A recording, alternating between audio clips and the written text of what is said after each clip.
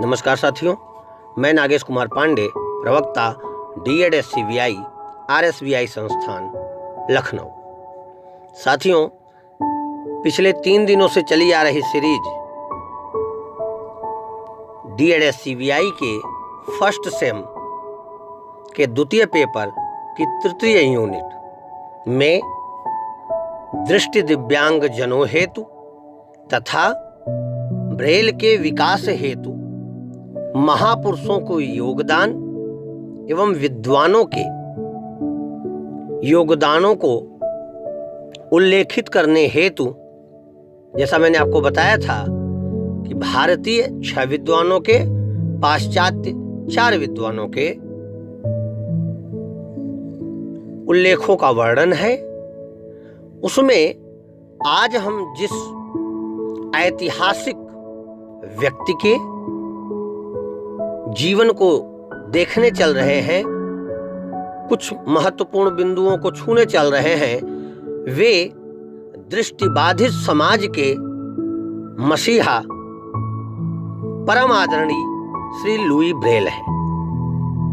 Louis Braille के संबंध में यह बात जग जाहिर है कि ये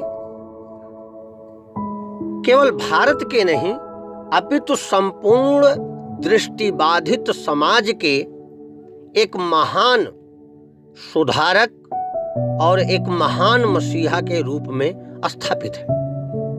लुई ब्रेल को कुप्रे का महान सपूत भी कहा जाता है। आज प्रायः ऐसे सभी स्पर्शी उपकरणों को ब्रेल उपकरण की संज्ञा दी जाती है जिनका प्रयोग दृष्टिहीन करते हैं। इसका कारण है कि वह स्पर्शीय लिपि जिसका आविष्कार लुई ब्रेल ने दृष्टिहीनों के लिए किया था तथा उन्हीं के नाम पर जिसे ब्रेल कहा जाता है, अनेक पाठक जानते हैं कि दृष्टिबाधित व्यक्तियों के लिए ब्रेल लिपि पढ़ने लिखने का एक सरल माध्यम है, परंतु बहुत कम पाठक इस बात से परिचित होंगे कि इस लिपि से पहले और इसके बाद भी कई स्पर्शी लिपियां बनाई गईं। ब्रेल की तुलना में इन्हें पढ़ना अलग अलग मात्रा में कठिन था। इनमें से किसी भी लिपि में दृष्टिहीन व्यक्ति स्वतंत्रता पूर्वक लिख नहीं सकते थे। ब्रेल लिपि ने पहली बार उन्हें पढ़ने में सरलता के साथ साथ अपने आप लिखने की सुविधा भी प्रदान की।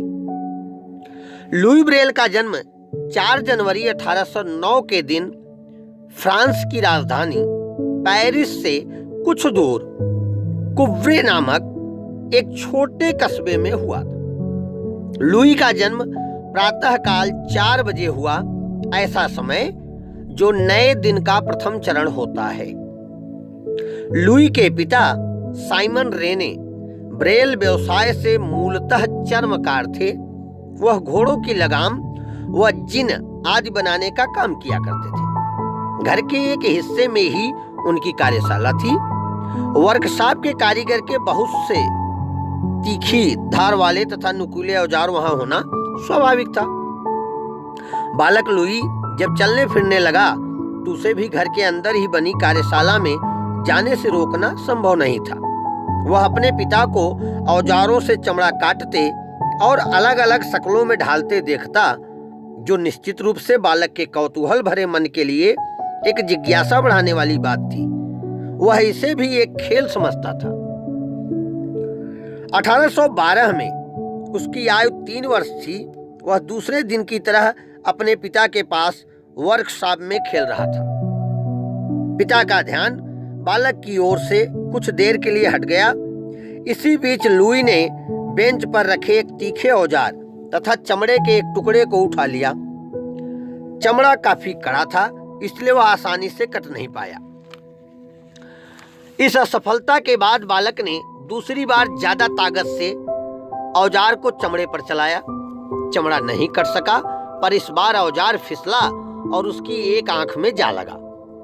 आंख से खून बह निकला। धीरे धीरे वह आंख खराब होने लगी और दृष्टि कम होती गई। इसका प्रभाव दूसरी आंख पर भी पड़ा तथा उसकी दृष्टि भी कम होने लगी। अंततः 5 वर्ष की आयु तक पहुंचते पहुंचते बालक लुई पूर्णतः दृष्टिहीन हो गया। वह कुशाग्र बुद्धि बालक था। उसके माता पिता भी उसे अन्य बालकों की तरह स्कूल भेजना चाहते थे। संयोगवश कुवरे के स्कूल हेडमास्टर के विचार भी दृष्टिहीनों के विषय में सामान्य से भिन्न थे। उन्होंने लुई को अपने विद्यालय में गांव के दूसरे बालकों के साथ पढ़ने की अनुमति प्रदान कर दी। लुई किस आयु में उस स्कूल में गया और कितने समय उसने इस पाठशाला में शिक्षा प्राप्त की, इस संबंध में पर्याप्त जानकारी उपलब्ध नहीं है, परंतु स्कूल के सन 1818 के छात्र रजिस्टर में उसका नाम अवश्य दर्ज है। इससे स्पष्ट होता है कि चाहे अवधि जो रही हो, परंतु वह स्कूल का एक नियमित छात्र था। हेडमास्टर ने उसे प्रवेश अवश्य दिया, परंतु उसे भी यह पता था कि दृष्टिहीन बालक को मौखिक शिक्षा के अतिरिक्त किस प्रकार पढ़ने लिखने का प्रशिक्षण दिया जाए। ब्रेल परिवार के एक परिचित चर्मकार की सूचना के आधार पर कहा जाता है कि लुई के पिता ने इस समस्या का समाधान अपने ढंग से करने की कोशिश की। उन्होंने लकड़ी के टुकड़ों पर कीलों की मदद से सामान्य अक्षरों को स्पर्शी रूप में तैयार किया ताकि लुई उन्हें छू कर पढ़ सके। इसमें केवल साइमन रेने की सोच काम कर रही थी, अथवा स्कूल के हेडमास्टर ने भी इसके लिए सलाह दी थी, यह कह पाना मुश्किल है। इसी बीच पेरिस के दृष्टिहीनार्थ विद्यालय में प्रवेश के लिए भी कोशिश की जा रही थी। स्कूल के प्रधानाचार्य ने स्वीकृति दे दी और फरवरी 1819 में लुई ने उस दृष्टिहीन विद्यालय में दाखिला ले लिया। भर्ती के बाद उसने विद्यालय में सिखाए जाने वाले विषयों को मेहनत से सीखा और अपनी लगन तथा कठिन परिश्रम से अध्यापकों तथा प्रधानाचार्यों को काफी प्रभावित किया। 1821 से लुई के अध्यापक तथा स्कूल के प्रधानाचार्य पिग्नियर ने बाद में अपने कुशाग्र बुद्धि छात्र के विषय में लिखा। कुशाग्र बुद्धि की सहायता से अपनी प्रगति तथा शिक्षा में सफलता के आधार पर उसने शीघ्र ही अपने लिए एक विशेष स्थान प्राप्त कर लिया। उसके साहित्यिक तथा वैचारिक विचार वैज्ञानिक दोनों प्रकार के तौर तरीकों पर उचित भाषा की स्पष्टता एवं विशुद्ध रूप से सटीक सोच के उदाहरण के साथ होते थे। वह अपनी बात को सदैव तर्क के साथ पूर्ण नियंत्रण में रखता था। जा रावलिन के अनुसार उस विद्यालय में दाखिल होने के 2 वर्ष के अंदर ही लुई को अपनी उर्वरा कल्पना शक्ति तथा तर्क दोनों के सक्रिय प्रयोग का एक सुनहरा अवसर मिला, जो निश्चित रूप से चुनौतीपूर्ण भी था। फ्रांसीसी तोपखाने के अधिकारी चार्ल्स बारवियर ने सेना में गुप्त संकेतों के संप्रेषण के लिए एक रात्रि लेखन प्रणाली का आविष्कार किया था। उसे लगा कि इसका प्रयोग दृष्टिहीनों के लिए उपयोगी सिद्ध हो सकता है। यह सोचकर चार्ल्स ने 11 अप्रैल 1821 को लिखे अपने पत्र में दृष्टिहीन विद्यालय के सभापति को अपनी प्रणाली के संबंध में जानकारी दी। वह बहुत प्रसन्न हुए तथा 1 सप्ताह के अंदर ही उन्होंने चार्ल्स को एक प्रशंसा भरा पत्र लिखा। उसी वर्ष 30 अक्टूबर को पिग्नियर ने चार्ल्स को पत्र द्वारा सूचित किया कि छात्र अवकाश से लौटने के बाद रात्रि लेखन प्रणाली का अभ्यास करने के लिए अधिक समय दे पाएंगे। लुई अभ्यास करने वाले छात्रों में सम्मिलित था। कुछ अभ्यास करने के पश्चात उसको रात्रि लेखन प्रणाली के जनक से भेंट करने का मौका मिला। यह प्रणाली 12 बिंदुओं पर आधारित थी। अन्य सीमाओं के साथ साथ इसके अंतर्गत विभिन्न अक्षरों के लिए पृथक चिन्ह नहीं थे, अपितु अक्षर समूह निर्धारित किए गए थे जो कुछ निश्चित ध्वनियों का प्रतिनिधित्व करते थे। इसमें विराम चिन्हों की व्यवस्था भी नहीं थी। लुई ब्रेल ने भेंट के दौरान इस तरह की सीमाओं की ओर चार्ल्स बारबियर का ध्यान आकर्षित किया। कप्तान बारबियर इस प्रतिक्रिया से निरुत्साहित नहीं हुए। वह अपने काम की आधिकारिक मान्यता के लिए प्रयास करते रहे। दूसरी ओर लुई ने इसे आधार बनाकर दृष्टिहीनों के लिए एक उपयुक्त पढ़ाई लिखाई का माध्यम तैयार करने का निश्चय किया और इसके लिए परिश्रम करने लगे। उन्होंने 1829 में 6 बिंदुओं पर आधारित अपनी लीप का स्पष्टीकरण प्रस्तुत किया। ऊपर से नीचे इन 6 बिंदुओं को 3-3 की 2 पंक्तियों में आयोजित किया। इन 6 बिंदुओं को विभिन्न रूपों और स्थितियों में रखकर 63 आकृतियां प्रस्तुत की। यह पूर्ण प्रणाली थी। इसमें विभिन्न अक्षरों के लिए पृथक चिन्ह संभव थे और विराम चिन्ह भी उपलब्ध थे। बाद के वैज्ञानिक परीक्षणों से सिद्ध हो गया कि ब्रेल द्वारा सुझाई गई 6 बिंदुओं पर आधारित विभिन्न आकृतियों को अंगुली के अग्रभाग से सफलतापूर्वक पढ़ा जा सकता है।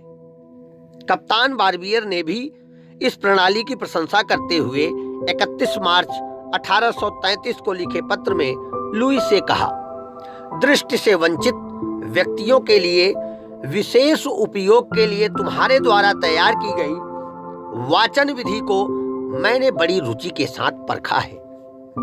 इतनी दीप्तिपूर्ण तथा इतनी शीघ्र सफलता उस मार्ग की ओर शुभ संकेत है जिस तरफ तुम्हारे स्पष्ट विचार तुम्हें प्रशस्त करेंगे। लुई ने अपने कार्य को 1834 तक अंतिम रूप दे दिया। वह जानते थे कि उनकी लिपि की उपयोगिता उस समय तक अधूरी रहेगी जब तक उसमें संगीत स्वर लिपि की व्यवस्था नहीं की जा सके। उन्होंने 1837 में ब्रेल स्वर लिपि प्रकाशित की। इसी बीच लुई ब्रेल को 1828 में उसी विद्यालय में अध्यापक के रूप में नियुक्ति प्राप्त हो गई। इस आर्थिक स्वतंत्रता ने उन्हें अपनी लिपि के परिष्करण तथा अन्य खोजों के लिए एक नवीन शक्ति प्रदान कर दी। 1833 में उन्हें एक और सफलता उस वक्त मिली जब उनकी संगीत क्षमता के फलस्वरूप उन्हें एक स्थानीय चर्च में आर्गन वादक के रूप में नियुक्त किया गया। वह इस काम को अध्यापन के साथ साथ करते रहे।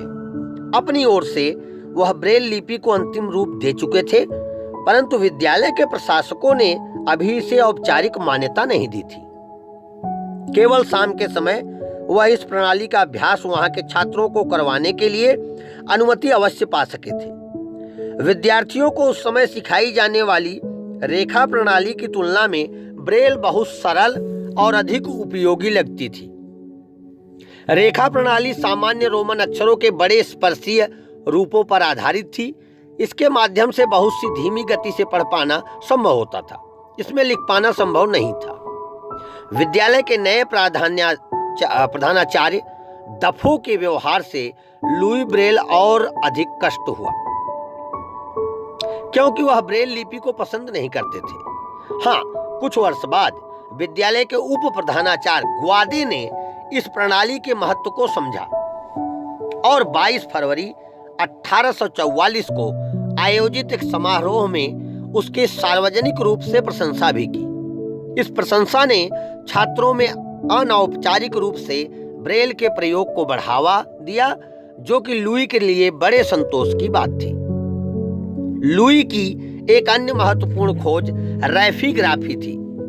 इसके अंतर्गत सामान्य रोमन अक्षरों को लिखने के लिए बिंदुओं को क्रमिक रूप से उभारा जाता था। इसके लिए उन्होंने एक उपकरण का निर्माण किया था। रैफीग्राफी के माध्यम से दृष्टिहीन व्यक्ति अपने दृष्टिवान साथियों से सुगमता पूर्वक पत्र व्यवहार कर सकते थे। लुई अपने मित्रों तथा परिवारजनों को पत्र लिखने के लिए इसी माध्यम का प्रयोग करते थे। इसके संबंध में उन्होंने 1839 में स्पष्टीकरण भी प्रकाशित किया है। कुछ लोगों का मानना है कि टाइपराइटर का निर्माण इसी प्रणाली को देखकर किया गया।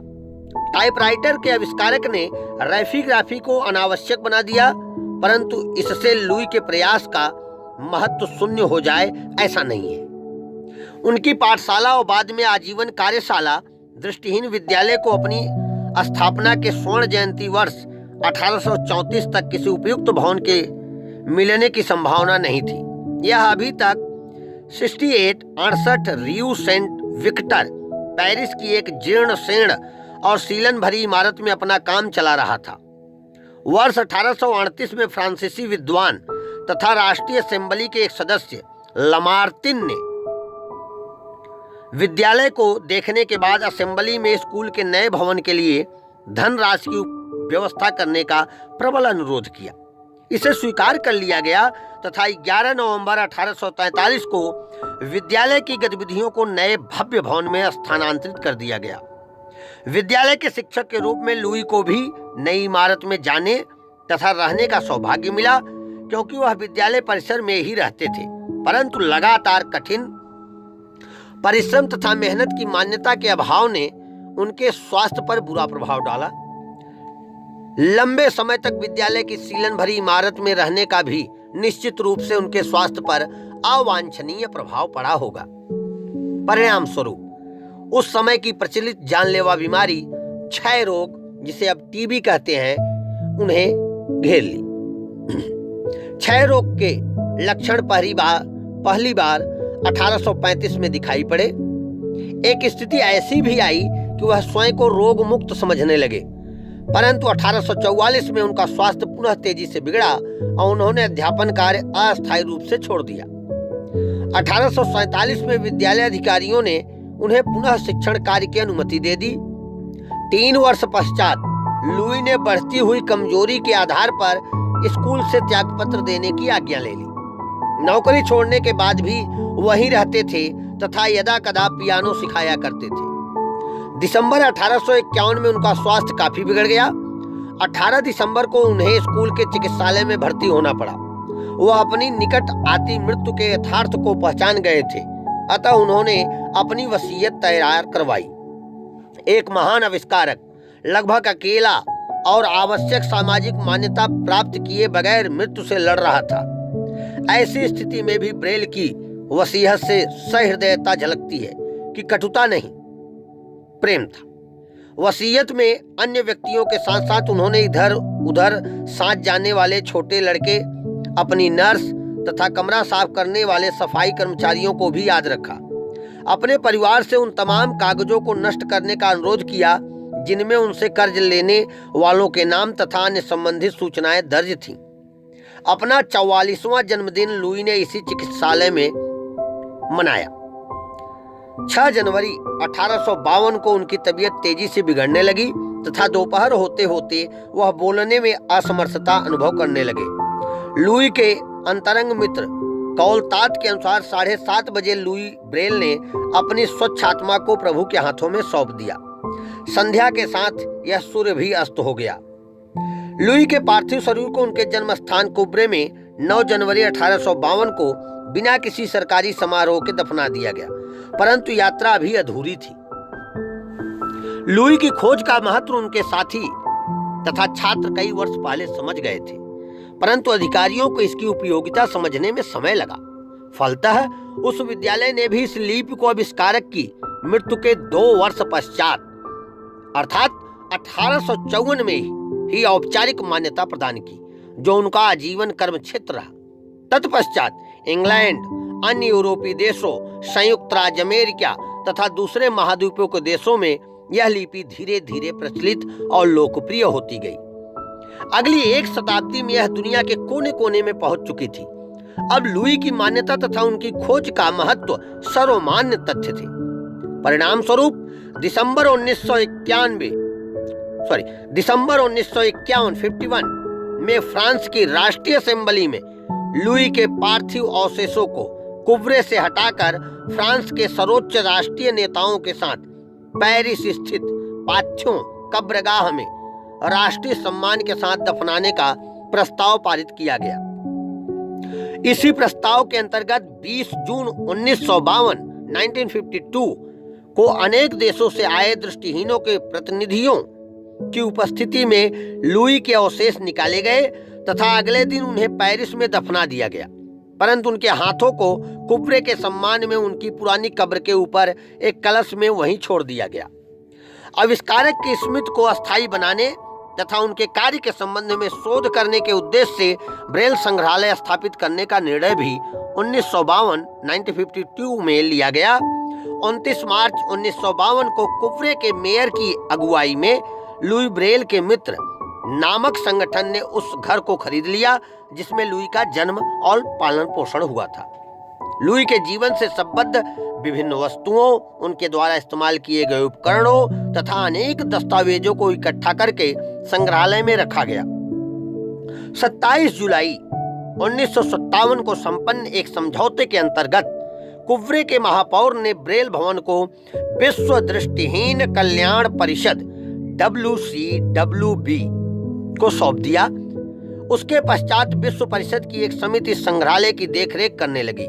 तत्पश्चात विश्व दृष्टिहीन कल्याण परिषद तथा एक अन्य अंतर्राष्ट्रीय संगठन के विलय के बाद विश्व दृष्टिहीन संघ WBEU की एक समिति को इसका उत्तरदायित्व सौंपा गया है। फ्रांसीसी सरकार ने कुछ वर्ष पूर्व इसे राष्ट्रीय स्मारकों की सूची में भी सम्मिलित कर लिया है। जैसा कि हम आपने इस महान व्यक्तित्व को जाना और इनके जीवन चरित्र के बारे में जाना, जीवन शैली के बारे में जाना, इनका जीवन चरित्र, इनके जीवन के संघर्ष और इनका अपनी ब्रेल लिपि के प्रति, अपने कर्म क्षेत्र के प्रति जो समर्पण है, वह आधुनिक समय में अध्ययनरत छात्र छात्राओं, अध्यापनरत अध्यापक प्राध्यापक, विद्वत समाजों एवं जो कर्मयोगी हैं, जो कर्तव्यनिष्ठ हैं अथवा जो सांसारिक गतिविधियों में लगे हुए प्राणी हैं, सबके लिए एक महत्वपूर्ण शिक्षा प्रदान करते हैं। हमें कार्य करते हुए, हमें एक निश्चित सफलता की तरफ बढ़ते हुए अथवा सन्मार्ग में जाते हुए कभी भी इस बात का किसी भी प्रकार से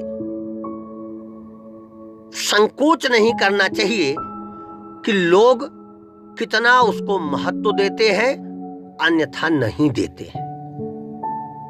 इतिहास गवाह है, जैसा मैंने आपके सामने लुई ब्रेल के जीवन चरित्र को कहा, उसमें भी आपने देखा तथा अन्य महापुरुषों के जीवन चरित्रों में भी आपने देखे या पढ़े होंगे, जब तक दिव्य चरित्र इस दुनिया में रहते हैं, जब तक दिव्य महापुरुष, कर्तव्यनिष्ठ महापुरुष तथा समाज सुधारक इस दुनिया में रहते हैं, यदा कदा ऐसा देखा गया है कि लोग उनकी महत्ता को नहीं समझ पाते।